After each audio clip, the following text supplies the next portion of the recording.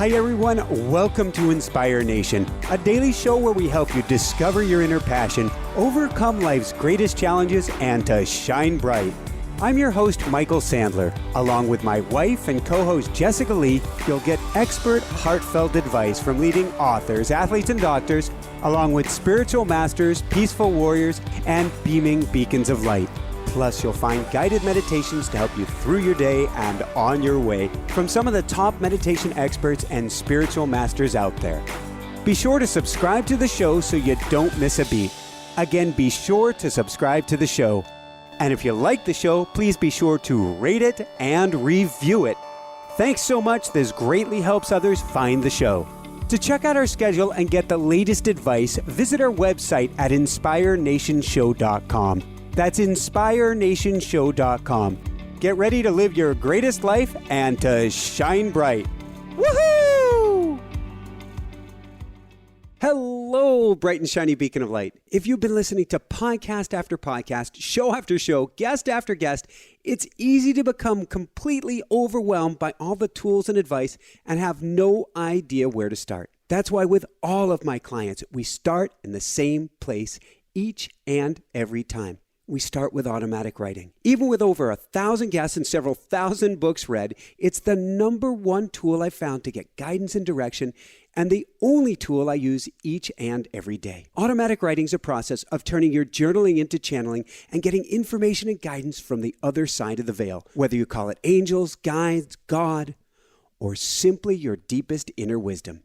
Automatic writing is perhaps the most cutting-edge tool for connecting with the other side, which is why we've written the definitive guide called the Automatic Writing Experience, or AW for short. To find out more, simply visit automaticwriting.com, or to get the book, simply visit any local or online bookseller and ask for AW, the Automatic Writing Experience. It's my favorite way to help you to shine bright. Woohoo! Hi everyone, welcome back. I'm Michael Sandler, your host on Inspire Nation. If you've ever wanted to set yourself free, then do we have the 4 Sacred Gifts show for you. Today I'll be talking with Dr. Anita L. Sanchez, a powerful visionary of Mexican-American and Aztec heritage, an Amazon rainforest guide with the Pachamama Alliance, and the author of an incredibly beautiful and powerful book I consider a must-read for all of us, The 4 Sacred Gifts. And that's just what I want to talk with her about today, about indigenous wisdom for modern times and how it can bring us peace and set us free. That, plus we'll talk about Tu Eres la Una, Arutam and the Ashuar, the power of Mirasols, candles and northerners, fishing rods and a dog named Max, a graceful warrior, falling dolls and light, and what in the world a Philippine uprising and Kentucky fried chicken gotcha have to do with anything. So welcome to the show, Anita. Are you ready to shine? Absolutely. Always ready to shine. Woohoo! Yes. All right. Well, today we're going to talk a little bit about a sacred prophecy and then each of the 4 sacred gifts. But before we do that, what's one piece of indigenous wisdom you could give us right now to begin changing our lives in this moment? I think one of the key things is to understand you are never, ever, ever alone. None of us. All right, let's go from there. Let's talk about the prophecy of the sacred eagle hoop. Yes, it's a prophecy that came about in the mid-90s, and it was a vision of a Mohican elder, Don Coyas. And in that vision, his spirit told him to gather elders from all the 4 directions, all over the world, and to build a hoop and place 100 eagle feathers in it, where they would then place the 4 gifts to help all humanity to remember. It's really to remember, to remember how to be in harmony with yourself, other people, nature, the whole earth, all beings. And that prophecy went out, and 27 elders from around the world answered that call. Very, very cool. And we're going to dive more into it. We're going to get a little background here, a little bit of definition. What is indigenous? And did we all start out as indigenous? Yes. Well, the reality is indigenous, anthropologically, we're all indigenous. We're all made of the earth. We're all the elements of the earth, the stars, the earth, the water. That is who we are. However, there are some human beings, some of us, who stay to the original knowledge, to the ancient traditions, the original knowledge, and practice that and pass down. And so today, when we say indigenous, people think of particular nations or tribes of people from different traditions all over the world who've carried that connection. One of the things that unites all the indigenous people, there is a profound, intimate interconnection, knowledge that we are part of the earth. Beautiful. And if I understand right, you took a trip to the high Andes in Ecuador for the first time, and you're there. There's some sort of a ceremony going on. You're on one side of the table. There's elders or an elder on the other side, and an elder came around to your side of the table. What happened? Well, that was quite powerful. The elder came around and took my hand and then began tracing my hand just the way my grandmother used to do. And so tears started coming, and he said, "Why are you on this side? You're a shaman. You belong on this other side." But he kept tracing my hand like my grandmother, who used to say, as she greet all of her grandchildren, there are many of us, I have a 121st cousin, and on Sunday she would trace my hand, I remember as a little girl, all the way up until she passed. And she said, "Tú eres la una. Tú eres la una." You are the one. That in my grandmother comes from a whole line of curanderas. And what she was saying to me is, you are to continue the healing, the tradition. Uga Booga. Yes. And you have done that. What does your name mean? Yes, Anita Louise means graceful warrior. And sometimes I'm graceful. I like to think I'm a warrior of love, of connection. And I have another name, though, because going to the Amazon for now 12 years, I have a name with the people, and it's called Mukasawa. And Mukasawa means bird of the region. It's a bird in the northern Amazon, in the sacred headwaters, that can talk to all the other birds, that it somehow mimics and knows and it has conversations with all of them. And so, of course, that just makes me smile. Wow. Which means, so I'm looking off the corner of my eye above the monitor here, and I'm looking at a stuffed dinosaur that is wearing a service dog vest from my service dog from years ago. It says, "I'm friendly, please pet me." And her name was Sawa, which means in Tibet or Nepal, the enlightened one.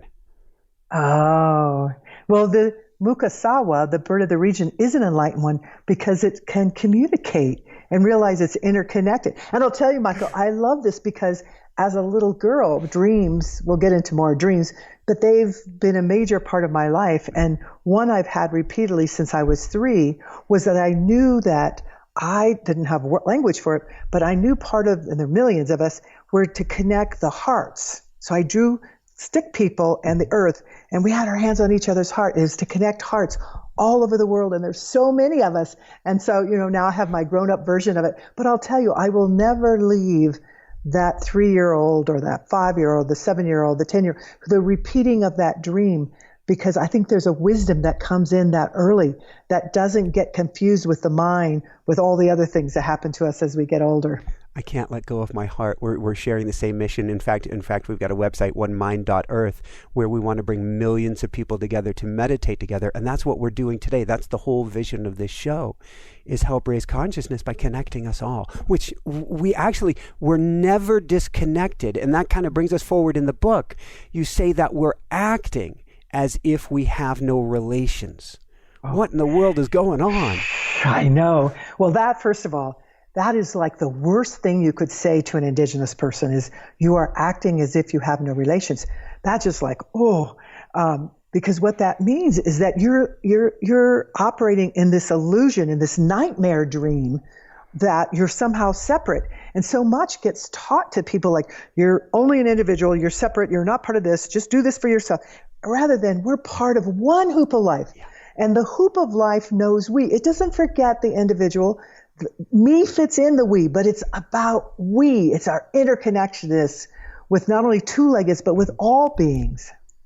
Beautiful. And since we're talking about not just the two-leggeds, what does it mean to be in right relation to nature? It means like even in this moment, I know I'm here talking with you and that other people are viewing this, but I also know that this breath that I have, as I look out the window and I look in the other part of my office, it's the trees, it's the plants that are converting the carbon to oxygen. Thank you. I'm giving you the carbon, you're giving me the oxygen. I know that this glass of water that I have here, that I took a nice drink beforehand so that I could not have dry mouth and be present. Thank you, I'm part of that. That's it. It really means understanding that not only in this moment am I a part of, but in this moment, everything I choose to think, to feel, to do, to act, to understand that is that in service, is that benefit 7 generations out, not only 7 generations out for the two-legged, but is what I'm saying and doing right now in benefit to 7 generations out to the plant people, to the stone people, to the water people, to all of it. And when I am conscious and remember that I am part of all my relations, I just rise up. And you talk about shining, and there's no other thing to do. Woohoo! And it frees me. I have incredible freedom knowing that I am never alone. I may get lonely. That's a human condition, that you can get lonely, but I am never alone. Everything is here. What's coming through is, for me, is it's not only what we see from our senses, but we also what we don't have from our senses, the extraordinary as well as the ordinary. I am part of that. Woohoo! I'm just like, I'm starting to have tears. I'm holding up my rock, which holds space for me here. A rock off of this mountain from which I live, which is a volcano, although scientists don't say it is, but the local indigenous say this is a volcano. It used to be much bigger. And you can go and you can find the porous lava on here. Wow. Speechless. All right, we'll go from there. This is such a heart-centered thing today. Absolutely. Tell us about an uncle from the Osage Reservation who would draw a circle in the air. Oh, my uncle, Uncle Litter. We would go and we would visit a couple times a year to the Osage Reservation. And I always wanted to go outside and play, but really the best time was when we were to come in later in the afternoon before eating, and we'd all sit on the floor. And he wasn't a very tall man, but to me he was like just huge. And he would raise his hands and put them in a big circle, and he would say, "This is what it means to be a human being, to know that you are connected to people, earth, and spirit. We are one. We are one hoop of life." And he would share lessons from them. We would just all lean forward, Michael. You know, even if you had to go to the bathroom, you was just like, forget about that. You didn't want to miss a word. You would just lean in and listen to him talk about how much power we have. Because he would go on and say, so if you decide to do something nice to this other person, you not only do something nice to your cousin, to your sister here, you're doing something nice to the earth and to the spirit. And if you do something mean and hurtful, unkind to the person, you not only hurt that person, but you also hurt the earth and spirit. And he would go right around the whole hoop talking about how to honor the sacredness of all things, and that when we operate that way, that's what we're calling forth. But he also, I don't think I put this in the book, he'd also tell us we are all sacred, and we need to remember that everything we do is interconnected. And you will learn as you grow up that even though all beings are sacred, sometimes two-leggeds forget they're sacred and do not act in sacred way. So that means you do not have to allow yourself to be hurt by anything else, but you also do not disrespect them or other them or make them as if they are not part of the hoop of life, because then you're right back into that initial lesson, hurting the other, acting as if we're not all connected and all sacred. Well, it's something we're going to be jumping into shortly about forgiveness. I look at everything and everyone as we are all one. And that, I literally mean that. So to me, it's an arm fighting with a foot or something like that. You don't have to condone their actions. You don't have to allow them to continue or say that's all right or agree with it. But we're still all one. And if I go back to your uncle, all of life is sacred, and everything matters. So as you were saying as a little girl, wow, I'm powerful. Very powerful. So with that, I did feel like we would all be leaning forward and sitting up straight because it was like, wow, how much power. But then there was also this little bit of like, oh, I don't ever want to hurt anything or anyone. I don't want to be part of that. I want to be part of the life-giving part of the hope. That's the intention. Yeah. And that's the goal. And it means that if we do bring out part of that separateness, if we have a moment of wave of anger or upsettedness, first off, we realize the repercussions. And then secondly, I think it's important to do what you can do afterwards if that has taken place, because everything matters. Forgiveness is so powerful. Actually, forgiveness for ourselves is incredibly powerful. So let's jump ahead. First off, what happened at the annual American Indian Science and Engineering Society's Leadership Summit in 1995? And what does that have to do with the four sacred gifts? That's where I learned about them. It was the perfect timing because I was cycling into this, what am I doing diversity inclusion work? Men who aren't the 42 long size aren't rising fast enough. Gay, lesbian, bisexual people aren't. Women aren't rising. I was just in my mind. But I came to this event that I volunteer at, teaching young people who are about to go into corporate world about how I teach them things that I teach in the corporate world, but I also teach them how do you stay true to your culture, to your values, in places and spaces that might feel antithetical to that are suffering in the illusion of separateness. And so at this gathering, the elder came forward, and there was this beautiful hoop, and he shared this story, Don Coyes, of how this vision came and how he was frightened because Spirit said, okay, you gather and then you put 100 eagle feathers on this, and then you will hear from Spirit what the four gifts are. And he was like, in his mind, where am I going to get 100 eagle feathers? That's what I'm thinking. Immediately what happened is people started giving him eagle feathers. They would come in even in the mail, but people would go a long journey. And when it was time and the 27 elders, 26 plus him came, the 100 eagle feathers were there. So they created the hoop, sang their songs, chanted all their own languages, meditated silence, being with the earth and all the nature. And then at the end, they put 4 gifts in there that Spirit said, we've been in a great winter time, and the winter time's going to last long. And we need to put these gifts in for human beings to remember, all humanity, not just indigenous people, all human beings, to remember of how to create harmony and oneness. And so the 4 gifts are the power to forgive the unforgivable. So that's the first gift. And we'll talk about the power to forgive the unforgivable. The second gift is the power of unity. Unity will take all of us, right, to create and support this amazing hoop of life. And then the third gift is the gift of the power of healing. And we'll talk about healing. It's different than a pharmacy. It's really an ongoing process that's a gift that we all have. And then the fourth gift, I love the fourth gift too, is the power of hope in action. So hope is an energy source. And those gifts I began using when I was at this thing. I was like about to leave my career of doing diversity inclusion, anything else but that. And when I heard those gifts and I talked to the other elders, it was like, yeah, I was meant to be here. There is no coincidences, right?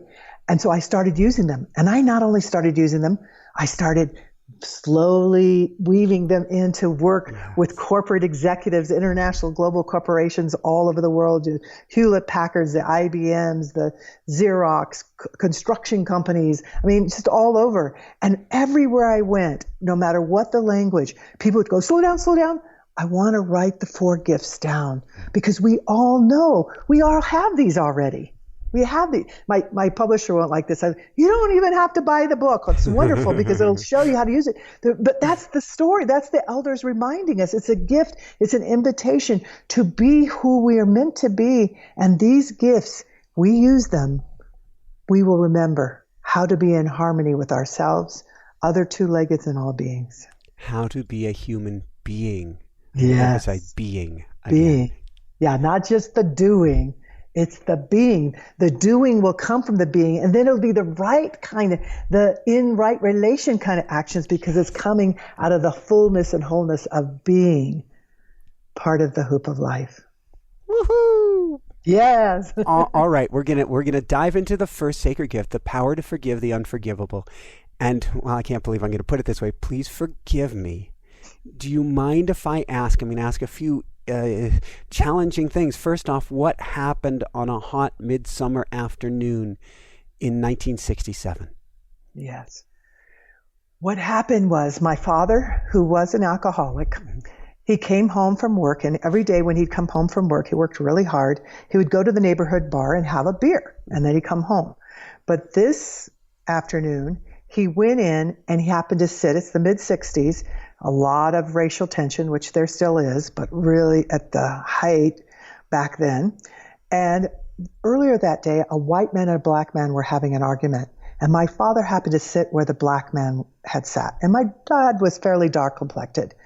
And the white man returned and only saw the profile of my father's head and shot 2 bullets and killed him on the spot. And as you can imagine, I was 13 at the time. My brothers and sisters were aged 9 to 18. My mother, 7th grade education, her whole life changed. And I have to tell the other piece of the story. So it was really hard. It was really difficult because it was confusing, because there was also abuse wrapped up in my history too. So I had this wonderful elder wisdom from parts of my family, and then I have this secret. But what happened the week after my father's death, I think is important for people to hear, because what happened is a white woman and a young white boy who was probably somewhere around my age knocked on her door, and I was always by my mom for weeks after this. The white woman said she was the wife and the son of the man who murdered my father, and that she had to come. She said, Mrs. Sanchez, I had to come. So you have to understand, my husband was a good man. He never would have killed your husband if he knew he was Mexican American, or he knew, she didn't say Mexican, if he knew he was Mexican and Indian. He thought he was black. And then she started saying all these horrible things about black people. And I remember my mom was very earth-based, very indigenous, but also very Christian Catholic. And I remember she shook, and all of a sudden she screamed, and she said, stop, you don't even know what you're saying. You don't even know what you're teaching your son. I want you to know I'm going to try really hard to pray for your soul, but you get off my porch. And then that night she gathered the 6 of us, and she taught me something that forever stays with me. She said, I want you all to know, a white man murdered your father, not the white race. I believe most people to be good and kind, just wanting to live healthy and raise their children. And then she opened the Kansas City Star, and there was a picture of my father on the barroom floor, and there's blood all over. And she goes, and this is racism. This is the only time I think my mom ever talked about. She taught us a lot of things, but didn't use the word racism. She goes, this has to stop, because if a white person has violent thing happen, they never show pictures of it. But if it's an Asian person or a Mexican or an Indian or a black person, it's all over, and this has to stop. So lo and behold, what the work I do later, but that was very powerful. And that's where I began to learn about forgiveness, because what people didn't know is that it was horrible to lose my father and my mom and what we were going to do. And the police showed up to explain to us after the incident what had happened. And they said, Mrs. Sanchez, do you know anyone who would want to hurt your husband? And inside of me was, oh my gosh, I killed my father. Because my father was also sexually abused me, raped me repeatedly from age 4 to 13. And it stopped just before that with his murder. So there was lots to forgive. So when you said before, Michael, oh my gosh, and forgiving yourself, I know a lot about that. How were you able to do it? And I think things came to a crux at 21. You're in school and you cracked, and you got in the car or got in the truck and you just drove. I drove the 9 hours to Kansas City to be with my mom, to confront my mom, because realized, yes, my father, it's horrible what he did. And I don't at all condone the behavior, but wow, at 41 your life is gone. He never got to reconcile it and maybe never would. That was his journey. But my mom was there. So I went to my mom and I screamed, and I never screamed at my mom. I was taught you don't scream at your elders and stuff. But I was like, where were you? Where were you? And all of this happening. And I remembered her crying too, and I said, and when the police, what I just shared with you, said this, and she was really quiet, and she said two things. Mm-hmm. I wanted your father to be gone too, not die, but I wanted him to be gone because of all the hurt he was doing. And she said, I didn't know the level of which he was hurting you, and you're right. I wasn't there for you. I'm here for you now. Whatever you need. And her saying that, people, there was something that was just lifted, that first of all, I wasn't alone in this. First of all, there's still much more years and years of forgiveness, but the big weight got let off, because all of us want, right, our primary relationship with two-legged is with our parents, whether they're your biological or adopted or fostered or whatever. And so that began the healing of a beautiful relationship with my mom. How important is it? Thank you so much for sharing. How important is it that we forgive not just the average experience, but truly forgive the unforgivable? I believe that it's, I not only believe, I know from everything calling off from life itself and from other big things, and indigenous people have been genocide, we are invited. Elders would never say have to. Spirit would never say have to. We're invited to forgive, to let go, because what that really is, I didn't understand what forgiveness meant. Forgiveness doesn't mean you forget. Right. Forgiveness doesn't mean you're weak. Forgiveness doesn't mean you betray your whole group of people. Oh, if I forgive, then I'm saying it's okay. Forgiveness doesn't even mean you don't seek to change the systems and structures that allow that hurt and mistreatment to occur, whether it's on an individual or huge group, national levels, whatever. Once I got that, I realized, oh my gosh, I'm free. I had been building up this wall of this armor of illusion of separateness to keep out all the bad stuff. But what it was doing, Michael, was keeping out the good things. And I hear lots of people, both inside of business, outside in communities and homes, who are building these things of separateness. And what it does is, it might keep out some of the hurts, but it's keeping out all the good stuff. And that's where these other gifts are so important, because I could never be totally in unity with myself. First of all, just connecting my head and heart and my body, my spirit, without letting go of that. So it's a path to freedom. It's a path to unconditional love. So I want this to sound exciting and shining to the people who are listening, because it is it's difficult, but it's so worth to have that freedom. And recently at Sundance, a sacred ceremony, an elder came to me and said, I hear you're the forgiveness woman. We know about your book. We know about you carrying this prophecy forward. He said, but I want you to think about something else. So this is the first time I've shared this with a larger group, Michael, you and all the viewers, is forgiveness is the passcode to your divinity. Whoa. I put that right beside. It has been my path to freedom. It has been a pathway to unconditional love of myself and then to others. And now it is the passcode to divinity, for we all are sacred. I'm once again speechless. There's a project we're working on. There's something that I teach all of my coaching clients. Call it the open-hearted warrior. Yes. Of leaning in, shields down. And I've got forgiveness is the path of the open-hearted warrior. It is the path to divinity. It allows everything else in.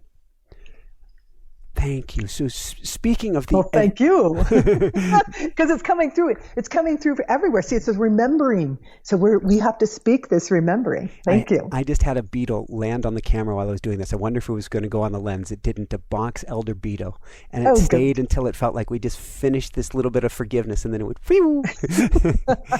So when we talk about allowing in the goodness, it's a term that you used in the book. I'd never heard it before. A mirasol.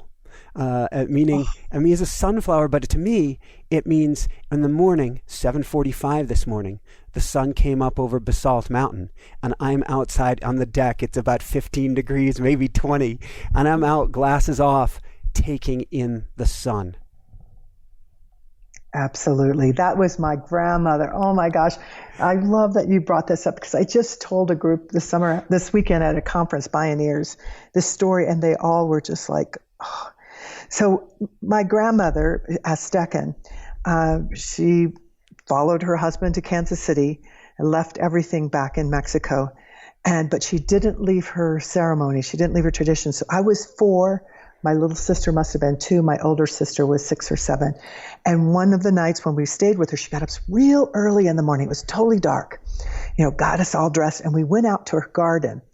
And she said for that day was a special day. We would never forget it. And that day we were going to be with the sunflower. And that's it. She didn't talk about all the learnings we'd had. She said, we're going to be with the sunflower.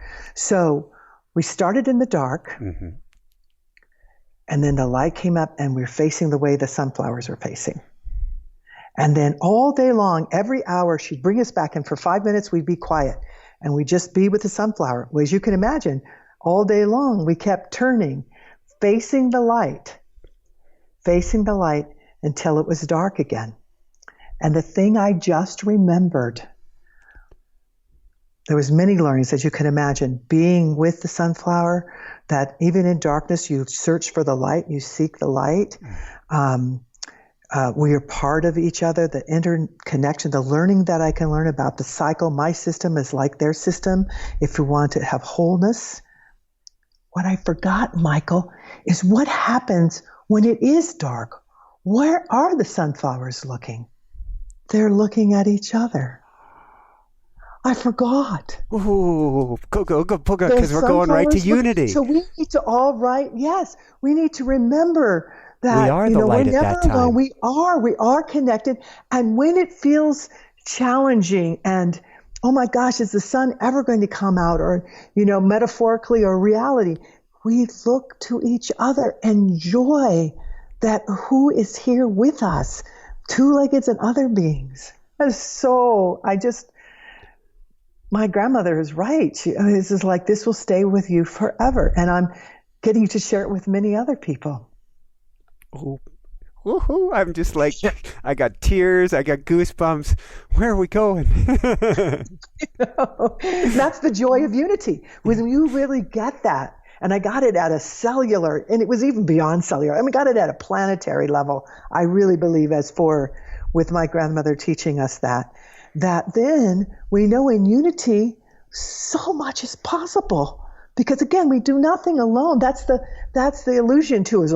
Being alone, I'm going to, no. We're here because somebody birthed us. We're here because of giving us continuing life. We're here because of all the different supports that are here. And we just have to remember. And then we can open our hearts more to that unity, dropping down that, I forget the language you used, open-hearted warrior, dropping our shields. Yeah, there you go. I wanted to use your language so people can go and find that from you. Then, oh my gosh. So the power of unity. And unity, it's going to take all of us.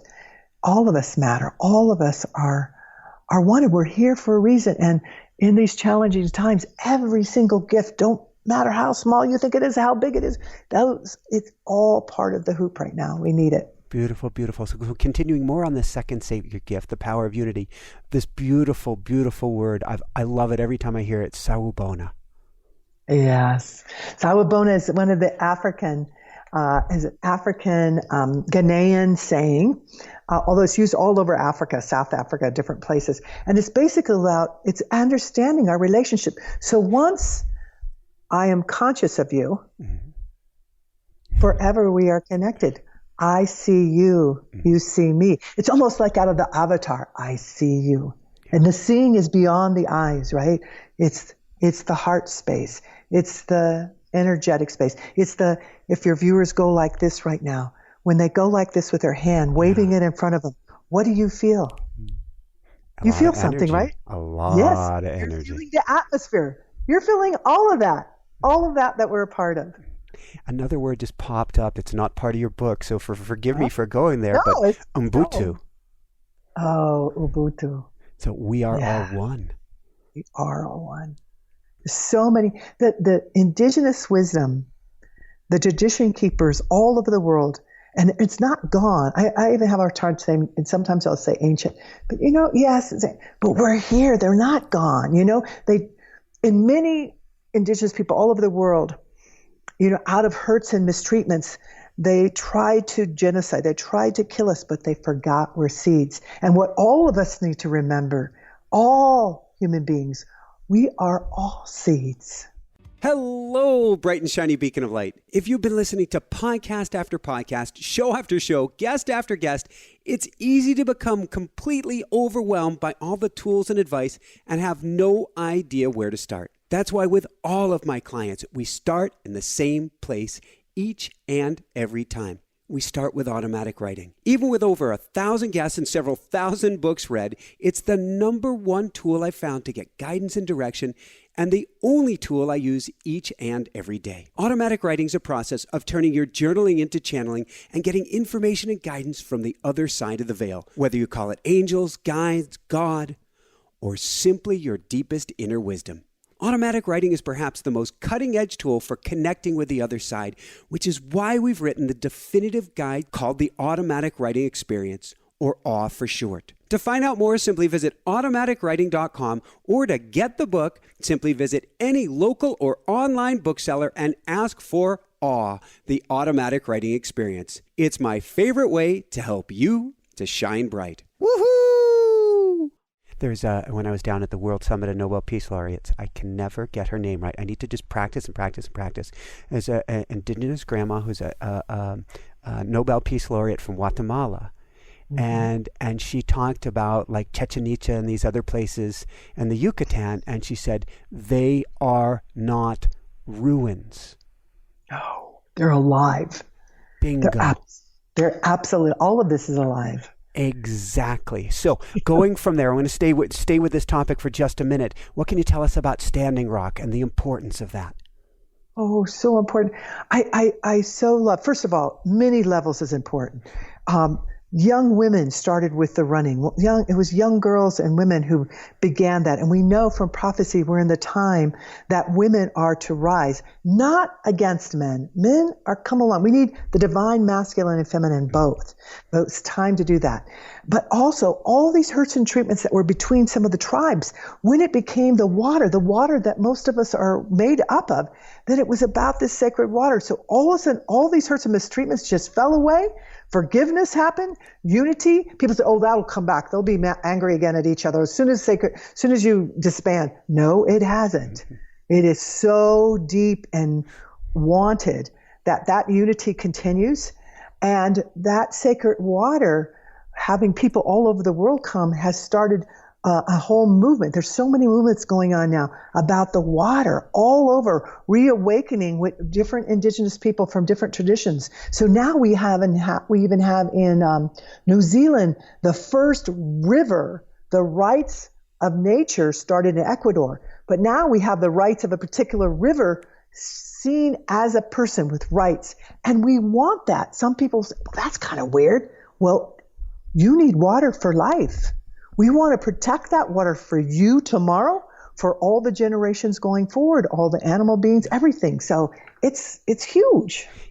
I'm seeing all these different strings come together. My wife and I were invited many years ago to a Venus passing, and I think we have it's not Saturn passing, we have another Mercury passing coming up in just a week or two, but there's a Venus passing, a planet passing in front of the sun. 13 indigenous grandmas got together on the big island of Hawaii to bless the water, and we got to partake in this,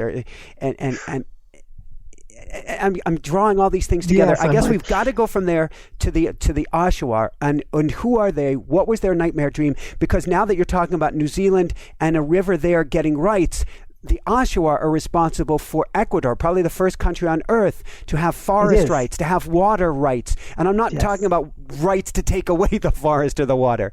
No, it's the rights of nature back in 2008. Forgive me if it might be 2009, but I think it's 2008. Indigenous people all came together, and it was them. They were leading it. Other people, allies, joined and supported them, but they really knew. They were speaking because they don't live. The Oshawa, the Sapra, the people who live in the rainforest, in the Amazon, if you ever get a chance to visit them, you immediately they something are different. They don't talk forest. about be living in the rainforest.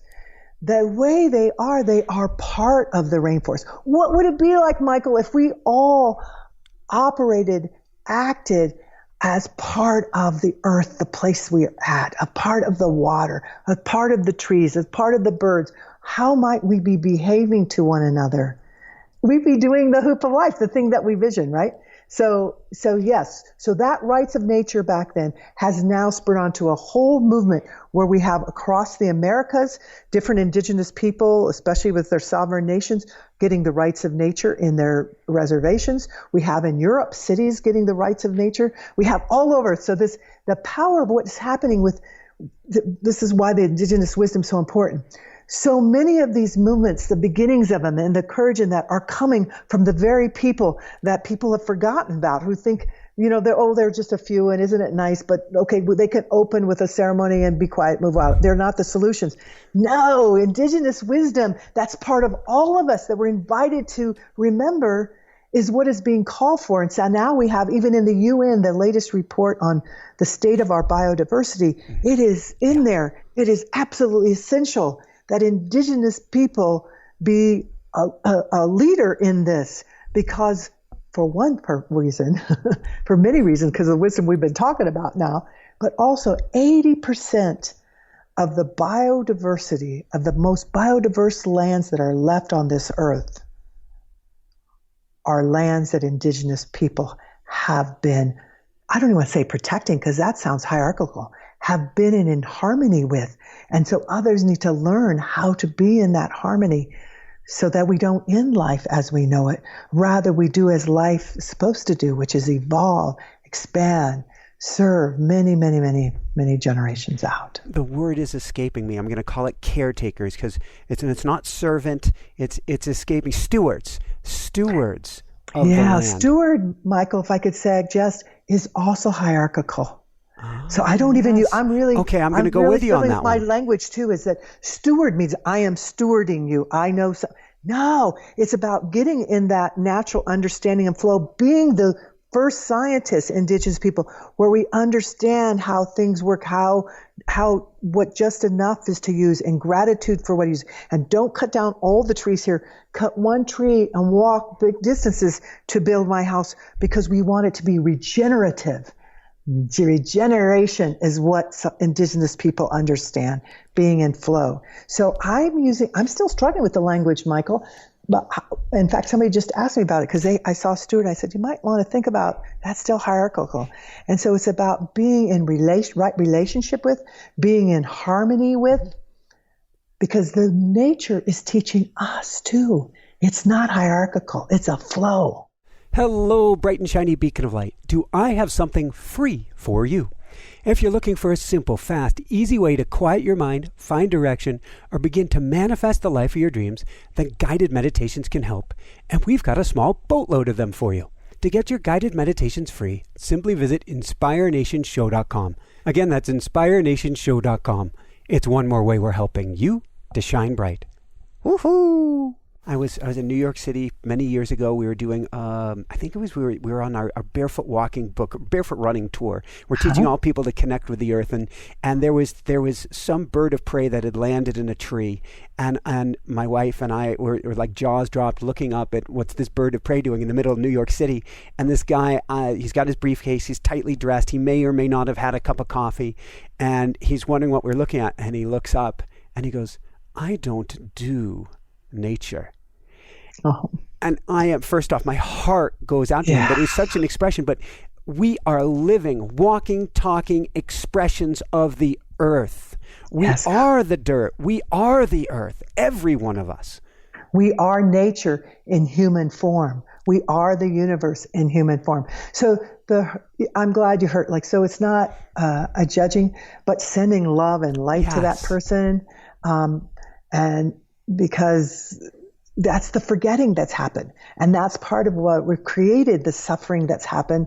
But we also, as human beings, we can bring the humanity.